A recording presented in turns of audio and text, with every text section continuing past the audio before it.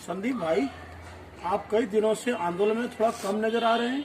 भाई मैं बाबा जी थोड़ी हूँ। अगर मैं बाबा जी हूँ, मेरा घर है, परिवार है और घर की समस्याएं भी हैं, समाज के भी काम रहते हैं, तो सारे काम करने पड़ते हैं। तो कभी आंदोलन में अभी 2 दिन के लिए वापस आया था, फिर वापस चला जाऊँगा आंदोलन में। अब आंदोलन का देखिए, मैं आपको बताऊँ भाई कि आप लोग ढूंढ ही लेते हैं मुझे कहीं ना कहीं, तो ये भी बड़ा धन्यवाद के पात्र हैं आप। एक 17 तारीख का बार बार जिक्र हो रहा था, हालांकि मैं वीडियो बनाने से थोड़ा परहेज भी कर रहा था इस बात को कि वीडियो उस पर ना बनाई जाए। ये वाकया आप स्टार्ट कीजिए कि ये 14 फरवरी का एक वाकया था। 14 फरवरी को हुआ ऐसे कि कुछ आदमी क्या, मैं नाम बता देता हूँ आपको। एक आदमी जिसका नाम राजपाल है, जो कि भारत पेट्रोल पंप का, वो जो टिकरी बॉर्डर का मोर्चा है उसके बराबर में भारत पेट्रोलियम का पेट्रोल पंप है, वहाँ पे वो आदमी रहता था। वो आदमी रात को वहाँ जो है मतलब कि कभी कंबल चुरा लेना, कभी जैसे जेएसओ एक ऑर्गेनाइजेशन ने वहाँ लंगर भी लगाया था, उससे भी काफ़ी सामान उन्होंने चुराया। तो एक रात को 14 तारीख की रात को हमने उनको पकड़ लिया। उस टाइम में तो उन्होंने हाथ पैर जोड़ करके बोला कि भाई जो है मैं ऐसा नहीं करूँगा, तो मुझे माफ़ कर दो। तो हम जब वहाँ मौजूद थे तो हमारी मौजूदगी में तो वो चोरी कर नहीं सकता था। उसके साथ जो है 2-3 लड़के थे जिनके पास ऑल्टो एक गाड़ी थी, जो उसी के ग्रुप के ही थे। तो वो क्या करते थे, जो महंगा सामान था उसको उठा करके गाड़ी में डाल देते थे, फिर वो गाड़ी लेके जाते थे, फिर उसको पास आउट मतलब के आंदोलन के जो धरना स्थल है हमारा, उससे वो आगे लेके जाते थे, जो भी बेचते हो या कहीं इस्तेमाल करते हो उसके लिए। तो हमारे रहते तो वो कुछ कर नहीं सकते थे। तो उसने क्या एक पैतरा चला, उसने जैसे पेट्रोल पंप के बराबर में सांगवान खाप का एक टेंट लगा हुआ है, जहाँ पर 36 बिरादरी भाईचारा का एक बोर्ड लगा हुआ है सांगवान खाप का। तो उन्होंने वो जो राजपाल नाम का आदमी था, वो गया बलवान के पास। वहाँ एक बुजुर्ग अंकल थे, मतलब दादा की उम्र के थे हमारे, तो वो उनके पास गया। तो वहाँ उसने बोला कि ये तो चमार का लड़का है। तो बड़ा धन्यवाद के पात्र हैं वो बलवान ताऊ भी, उन दादा भी, कि उन्होंने उसको डांटा कि तेरे को क्या मतलब है, तू यहाँ जाति व्यवस्था क्यों फैला रहा है, चाहे जाट का है, चाहे चमार का है, चाहे किसी बिरादरी का है, तो है तो अपना ही लड़का, बढ़िया काम कर रहा है, बढ़िया अपना अच्छे घर से है, अच्छे संस्कार से बात कर रहा है। तो उन्होंने उसे धमका के भगा दिया। इस बात से वो ज़्यादा खिंच गया। उसने ऐसी रणनीति बनाई कि आप ये देखिए कि वहाँ पे 2-3 लड़कों को छोड़ दिया और खुद वो जो है पेट्रोल पंप को छोड़ के कहीं और चला गया। ऐसा कैसे हुआ, थोड़ा विस्तार से बताएं। अरे जब उनके वहाँ रहते हुए, जब वो वहाँ थे, तब वो अपनी हरकतों को अंजाम दे रहे थे। हम लोगों ने उसको देख लिया, तो हमारे रहते तो वो कभी भी अपने मंसूबे जो भी थे उनके सामान उठाना, रजाइयाँ उठाना, जूते उठाना, लोगों के ऐसे ऐसे वाक़े हमने देखे हैं। अच्छा। ये मैंगो फ्रूटी के वाले वो पाउच वो पैकेट्स उठा लेना, उनको ले जाकर चाय पत्ती चुरा लेना, छोले चुरा लेना। जेसो से हमने उसको छोले चुराते हुए देख लिया।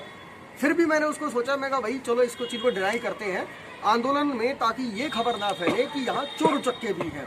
हालांकि वहाँ रोज़ 2-4 आदमी पकड़े जाते हैं। अब हुआ क्या कि उन लोगों को ये डर था कि ये बताएगा, तो उन लोगों ने वहाँ जाति के आधार पर वो जो उसके लड़के, वो तो खुद गांव चला गया और अपने लड़कों को वहाँ प्लांट करके चला गया कि मैं गांव जाऊँगा और पीछे से तुम कोई वारदात कर देना। वहाँ पे उन लड़कों ने जो वहाँ गंदगी फैलाई जातिवादी के नाम पर, उन लड़कों ने वहाँ जो है एक आदमी की, उन्होंने मतलब इस तरह के नारे लगाना शुरू कर दिया, इस तरह का बोलना शुरू कर दिया कि यहाँ केवल जाट बीज रहेगा। और सोमवीर सांगवान जी का नाम लेकर के, जो खुद खाप के प्रधान हैं, खाप के हेड हैं, सरताज हैं और बड़े सुलझे हुए नेता हैं, एमएलए भी रहे हैं, अभी इस्तीफा दिया। जो आदमी, भाई मैं आपको बता देना चाहता हूँ, जो आदमी आंदोलन के लिए मंत्री पद, इस्तीफा एमएलए पद से दे सकता है, वो आदमी ऐसी हरकत नहीं करवाएगा। इस बात का मैं पहले भी जिक्र कर चुका हूँ। मैंने दिलावर भाई टिटोली वाले से भी बात करी, अपने डिम्पी भाई को भी मैं इस चीज़ के बारे में सूचना मैंने कर दी थी, उनके पास ही पहुँच गई होगी। डिम्पी अहलावत गाँव डिगल, मेरे बराबर वाला गाँव जो है, उनको ही मैंने बता दिया था।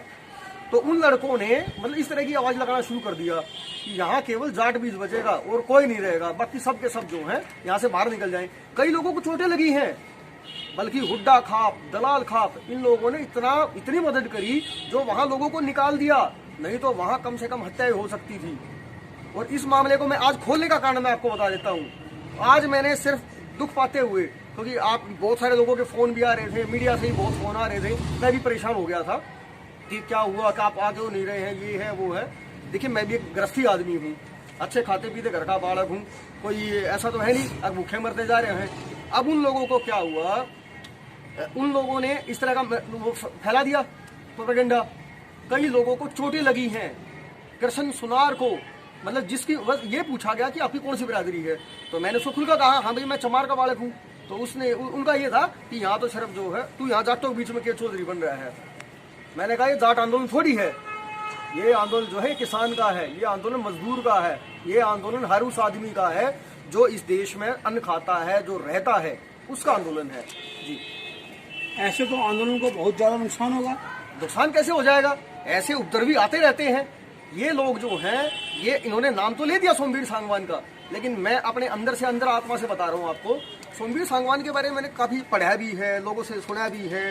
भाई अपने मतलब जैसे सामाजिक चर्चाएं चलती हैं वैसे हमने खूब देखा भी है।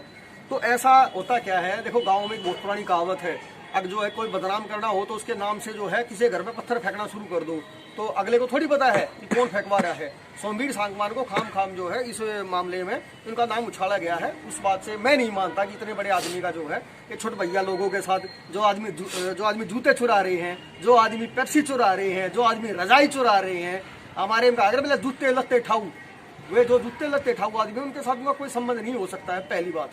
दूसरी कंडीशन में जो है आप ये समझिए आंदोलन, ये आंदोलन छोटा मोटा आंदोलन नहीं है, इस सदी का और आने वाले 80 साल में अगर ये आंदोलन खत्म हो गया या ये आंदोलन खराब हो गया तो कोई भी आदमी आंदोलन नहीं कर पाएगा। इस चीज को आप नोट कर लेना, चाहे वो मेरे खुद के दलित भाई हो, चाहे वो माइनॉरिटी हो, चाहे वो किसान वर्ग हो। ये आंदोलन नहीं है, ये क्रांति है, एक व्यवस्था बदलने की क्रांति है, जिस क्रांति को लेकर के और जितनी शांति से आंदोलन चल रहा है इसको हम खराब नहीं होने देंगे भाई। और जो ये छोटे भैया नेता है इनसे तो बाद में हिसाब करेंगे लोग बाग, मुझे नाम गांव सब कुछ पता है उन लोगों का। चाहता तो मैं 80 स्टेटमेंट का मुकदमा करवा देता, लेकिन मैंने सोचा कि सरकार को तो बहाना चाहिए, सरकार को चाहिए बहाना। और सरकार क्या करती, अगर मैं एक FIR भी करा देता तो वही हरियाणा में बीजेपी की सरकार है, वो उस FIR को लेकर के जगह जगह दिखाती कि यहाँ तो जातिगत मतभेद हो गए हैं और आंदोलन मेरा खराब होता, इसलिए मैं चुपचाप बैठ गया। एक मेरे मित्र को भी चोट भी आई तो उसके इलाज में भी मेरे को कई दिन लगे। फिर अपना भाई घर भी संभालना है, बच्चे भी संभालने हैं, आप जानते हो ही सारे। आंदोलन के साथ मैं पहले भी था और अभी भी हूँ, अभी भी लगा हुआ हूँ कंटिन्यू। भाई हो सकता है ज़्यादा उतना समय नहीं दे पा रहा हूँ, लेकिन मैं कंटिन्यू लगा हुआ हूँ। आखिर में एक सवाल और कि आप इस आंदोलन को कैसे देखते हैं और आप क्या संदेश देना चाहेंगे? देखिए भाई, आंदोलन को देखने का विषय ये है कि आंदोलन मैंने पहले बता दिया कि सदी का सबसे बड़ा आंदोलन है और इससे व्यवस्थाएं बदलेंगी, इससे लोगों की मानसिकता बदलेंगी। और जो संदेश है वो संदेश है उन कायर लोगों के लिए जो इस आंदोलन को केवल एकमात्र एक किसी जाति का, धर्म का, विशेष वर्ग का नाम दे करके आंदोलन खराब करना चाहते हैं। उनको ये संदेश है कि वो तत्काल प्रभाव से अपने दूर हो जाए, आंदोलन को खराब करने की कोशिश ना करे, नहीं तो उनकी पुश्तों से भी ये सवाल उठेगा। क्योंकि अभी तो आज मैंने बात खोल रहा हूँ आपके सामने, तो और पता चलेगा धीरे धीरे कि भाई कहाँ तक बात जाती है। कुछ ये सिर्फ मैं आपको कोशिश करूँगा कि इसको ज़्यादा इतना तवज्जो भी ना दें, क्योंकि इससे मेरे आंदोलन को खराब होने का खतरा है। दूसरी कंडीशन, आप उन लोगों को सचेत रहने की ज़रूरत है। संदेश में जो अपने मर्जी से जो देना चाहूँगा वो देना चाहूँगा अपने दलित भाइयों को, अपनी माइनॉरिटीज़ को, अपनी जो है जो अल्पसंख्यक लोग हैं, जो लोग जो है अब स्टूडेंट्स को, ताकि वो लोग ज़्यादा से ज़्यादा इस आंदोलन में भाई बढ़ चढ़ कर हिस्सा लें। अरे हमारे पास तो ज़मीन नहीं है, आप ये समझो हम तो केवल एक दिहाड़ी वाले मजदूर वर्ग से हैं, और हम अगर किसान के पास खेती नहीं रहेगी ना तो मजदूर तो मर जाएगा, मजदूर के पास कुछ नहीं बचेगा। और ये देखो संविधान पे आंच है, इस सरकार में संविधान पे आंच रखी है। आरक्षण हमारा खत्म हो गया, जब सरकारी नौकरियां ही नहीं रहेंगी तो आरक्षण आप कहाँ लोगे? कौन सी प्राइवेट कंपनी ऐसी है जो आपको आरक्षण के आधार पर नौकरी दे रही है? वो आपसे 14 घंटे काम करवाएगी और न्यूनतम आपको वेतन।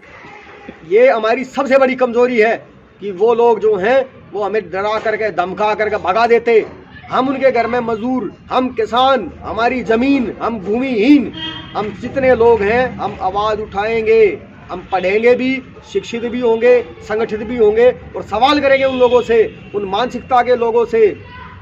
अब इस चीज़ को आप थोड़ा सा मैं आपको खोल देता हूँ इस बात को कि ज़्यादा से ज़्यादा संख्या में हमने भाईचारा जोड़ना है, हमने तोड़ना नहीं है। पहली बात। दूसरी बात, इस चीज़ को समझ लो, अगर यो आंदोलन फेल हो गया तो कोई सदी में कोई भी अपने हक की आवाज़ नहीं उठा पाएगा। इस बात को समझ लो, लिख लो, सोच लो, विचार लो। और आंदोलन में खासकर जो दलित वर्ग है उसने तो टूट कर पड़ना चाहिए, क्योंकि हमारे किसान भाई, हमारी किसान कौमें वो हमारे साथ कंधे से कंधा मिला रही हैं। हर बिरादरी में अच्छे और बुरे आदमी होते हैं, मेरी में ही बहुत हैं, और मैं अपनी जाति पे गर्व करता हूँ, घमंड करता हूँ कि मैं चमार का बालक हूँ, और सब आदमियों को करना चाहिए। लेकिन इसका मतलब ये नहीं है कि मैं और बिरादरियों पर अत्याचार करूँगा या उनका अत्याचार सहूँगा। और जितने भी लोगों के साथ उस दिन रात को जो घटना हुई उस प्रकरण में बहुत सारे लोग अभी जो हैं कुछ बिछड़ भी गए, कुछ को नंबर नहीं थे क्योंकि सब आंदोलन से जुड़े हुए थे। ये तो देश की पंचायत है। तो भाई मेरे ज़्यादा से ज़्यादा संख्या में जुड़ो रहे, नहीं तो मामला बढ़ेगा नहीं, सरकार कुचल देगी। सरकार बहुत प्रोपेगेंडा कर दी है, कदे हमने कुछ आतंकवादी बतावे है, कदे नक्सलवादी बतावे, कदे खालिस्तानी, कदे पाकिस्तानी। भाई तुम सारी बात अनजान लग रहे, इतना आपस में मतभेद ठीक नहीं है। और उन भाइयों को भी ये चेतावनी है कि भाई आप तत्काल प्रभाव से आंदोलन से दूर हो जाएं, क्योंकि आपकी आंदोलन खराब करने की जो विचारधारा है और जो मानसिकता है, और ऐसे लोगों की क्या मानसिकता जो जूते लत्ते रजाई चोर, ऐसे लोगों की कोई मानसिकता है जो आंदोलन को धीरे धीरे काट रहे हैं। जैसो में मान साहब हैं उनको जो बड़ा, मैं तो बेचारे को देख के मेरे तो इतना कालजा वो हो जाता है। अब वो बेचारे ने इतनी मेहनत करी और मैं धन्यवाद देता हूँ बलवान ताऊ को। देखो और बूढ़ा आदमी जो उस रात मतलब 14 तारीख ने 17 को तो ये वाक़या हुआ, 14 तारीख की रात को जिन्होंने जो है कि उस आदमी को धमकाया। इतने बुजुर्ग आदमी की इतनी अच्छी सोच, मैं बड़ा कायल हूँ इस बात का। अगर भाई इतनी बुजुर्गों में ने इतना दिमाग लगाया और कितना शांति प्रिय आंदोलन है, उसको ख़राब क्यों करा जाए। और ये जाति पाति में बांटने पे सरकार ने मौका चाहिए। सरकार 1 मिनट में घरा बैठा देगी भाई साहब।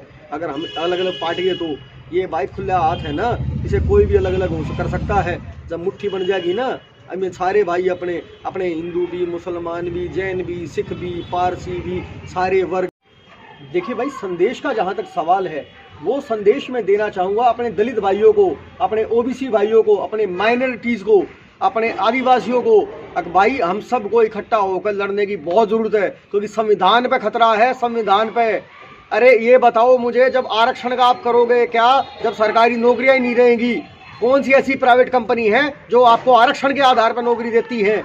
वो आपसे 14-14 घंटे काम करवाएंगी और आपसे जो है न्यूनतम वेतन पे आपको मिलेगा। आप ये समझो कि रोटी जो है तिजोरी की वस्तु हो जाएगी। मेरा मन थोड़ा भारी हो रहा है इस विषय को लेकर के कि अभी तक हम अपने अंदर इतनी हिम्मत पैदा नहीं कर पाए हैं कि कोई आदमी खड़ा होकर ये कह दे कि हाँ भाई मैं दलित हूँ। अरे अपने बाप का नाम तो मत भूलो, इतना तो सोचो कम से कम। अगर हम हैं तो हमें इस बात पर गर्व है। और मैं आप सब से अपील करना चाहूँगा भाई युवा साथियों, ज़्यादा से ज़्यादा आंदोलन में टूट कर पड़ो रहे, नहीं तो आंदोलन खराब हो जाएगा। क्योंकि कल को अगर हम आवाज़ उठाएंगे, ये तो धन्यवाद हो किसान आंदोलन का जिसमें इतना भाईचारा जुड़ गया, नहीं तो हमें दोहरा नहीं बैठने देंगे। ये लोग जो इस मानववादी मानसिकता के लोग हैं, ये हमें दोहरा नहीं बैठने देंगे। ना हमें ये खान देंगे, ना हमें पीण देंगे, ना हमें बोलने देंगे। आप ये देखो, पत्रकारों पे भी अब पत्रकारों के लिए एक नया कानून और आ रहा है। हमारे आरक्षण खत्म कर दिया, कभी रेलवे बेच दी, कभी सरकार की ये नीतियां हैं। मैं व्यक्तिगत तौर पे उनका विरोधी नहीं हूँ, मैं उनकी नीतियों के विरोध में हूँ। आप इस चीज़ को समझ लें और ज़्यादा से ज़्यादा साथ में खड़े होने की ज़रूरत है। और मैं इसी वीडियो के माध्यम से अपने भाई चंद्रशेखर रावण को भी, भीम आर्मी के अध्यक्ष, जो मेरे खुद के नेता, मेरे अपने भाई, मेरे भाई जो है दिलावर सिंह टटोली, भाई सोमवीर सांगवान, भाई जो है डिम्पी अलावत, भाई अपने ये बहुत सारे भाई ऐसे हैं जिन्होंने जान लड़ा रखी है आंदोलन के लिए। और आंदोलन खराब होने वाला नहीं है। आप लोगों को तो बल्कि साथ में खड़ा होना चाहिए। जो हमारी ये डोया पे घास पाड़ते अंडे है ना, तो फ्री में घास मिल रहा है, GST पे घास मिल लगा। ध्यान रख लेना इस बात का, कभी इस लोगों पे इस वहम में हो और उन लोगों को एक चेतावनी देता हूँ, उन लोगों को तो मैं उनको संदेश नहीं दिया करते हम, क्योंकि हम जो है लड़ाका कौम है। मैं उन लोगों को ये संदेश देना चाहता हूँ कि आप लोगों के अंदर जब तक ये जहर रहेगा, उस मानसिकता के जो लोग हैं, हालांकि ये कोई बिरादरी का मसला नहीं है, वो उन लोगों के लिए जो है, मैं उनके नाम भी जानता हूँ, उनके गांव भी जानता हूँ, लेकिन वो एकमात्र ये समझ ले कि सिर्फ आंदोलन तक मैंने आपको बख्श रखा है, नहीं तो जिस दिन मैं कानून की मार मारूंगा, क्योंकि बात मेरी बिरादरी पे है, बात और लोगों के समाज पे है, और बात मेरे आंदोलन पे है। वो तो धन्यवाद हो गुरदाम सिंह चंदूड़ी का, वो तो धन्यवाद हो राकेश टिकैत का, जो उन्होंने जो है बोलने का अवसर दिया, लोगों को बोलने के लिए मौके पैदा करे, ताकि हम जो है सरकार के खिलाफ आवाज़ उठा पाए। आने वाली इस सदी में ये लगा लो 80 साल हैं, 80 साल में इतना बड़ा आंदोलन हुआ नहीं है। अगर ये आंदोलन मुसलमानों का होता तो ये सरकार उठा कर फेंक देती, अगर ये आंदोलन SC ST का होता तो हमें दबा कर भगा देती। हमारे लोग इकट्ठा नहीं हो सकते, ये हमारी सबसे बड़ी